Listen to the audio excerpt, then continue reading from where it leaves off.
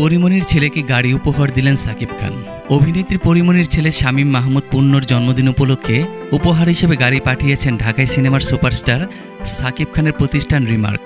গত 10 আগস্ট ছিল নায়িকা পুত্রের জন্মদিন। ছেলের জন্মদিনকে ঘিরে আয়োজনের কমতি রাখেননি পরিমণি। ঘরোয়াভাবেই নিজের পছন্দের মানুষদের নিয়ে পূর্ণর জন্মদিন পালন করেছেন। শনিবার 17 আগস্ট রিমার্ক থেকে পাওয়া পূর্ণের জন্মদিনের বিশেষ উপহারের একটি ভিডিও পোস্ট করেছেন এই অভিনেত্রী। 1 মিনিট 35 সেকেন্ডের ওই ভিডিওতে দেখা যায় সাকিব খানের রিমার্ক হল্যান্ড স্টোর থেকে আসা হ্যাপি বার্থডে লেখায় একটি বড় উপহারের বক্স খুলছেন পরিমণি। সেই বক্সে ছিল একটি লাল রঙের গাড়ি। জন্মদিনের উপহার পাওয়ার আনন্দে এক মুহূর্তে দেরি না করে গাড়িতে বসে নিজের বাড়িতে ঘুরে বেড়াতে শুরু করেন পরিপুত্র।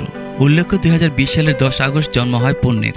শরীফুল রাজের সঙ্গে সম্পর্ক ভাঙনের পর পরিমণি তার সন্তানের জন্য হয়ে উঠেছেন ওয়ান ম্যান আর্মি। কয়েক মাস আগে একটি কন্যা সন্তান দত্তক নেন পরি।